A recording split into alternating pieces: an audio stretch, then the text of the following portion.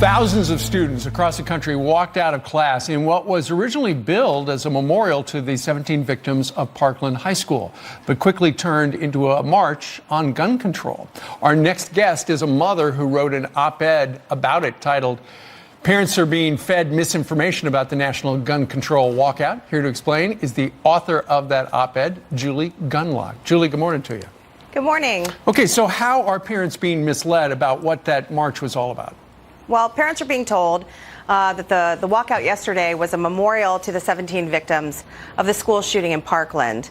And what frustrated me was that if you look at the website of the organizers of the National School Walkout, they were very clear that this walkout was to pressure Congress to pass restrictive gun laws. I think a lot of parents weren't aware of that. And I have a feeling that many probably wouldn't have allowed their children to participate in that if they had known. Sure.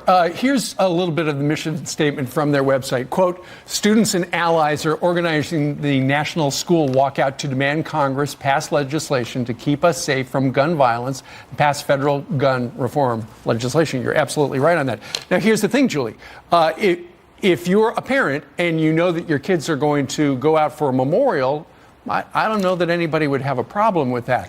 But because it is about gun control, which so polarizes this nation, it's a political thing, and parents should probably have the opportunity to opt their kids out if they don't want them involved. Well, many schools said that it is optional. They didn't have to do it. But you imagine the pressure. Half your child is alone in the classroom. Half of his class stands up and walks out. We all understand that peer pressure is an issue.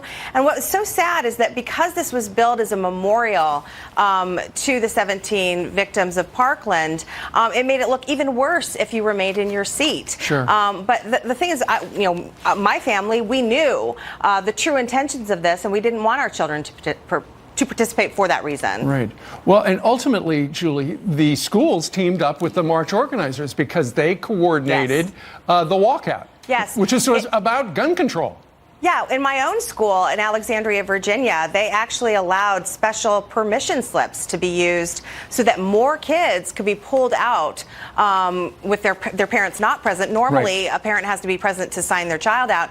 My school created special accommodations for this. I wonder if they would do a special accommodation if it was a right-leaning protest. I'm doubtful on that. Yeah, you're probably right.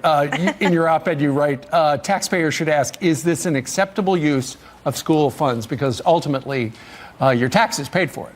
Right, absolutely. And again, I think this isn't the role of schools. I mean, I guess I'm old-fashioned. I think school is for learning.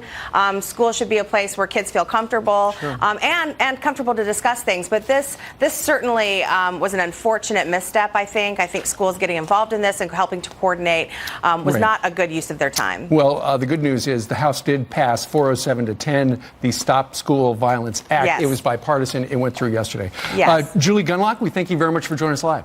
Thanks for having me.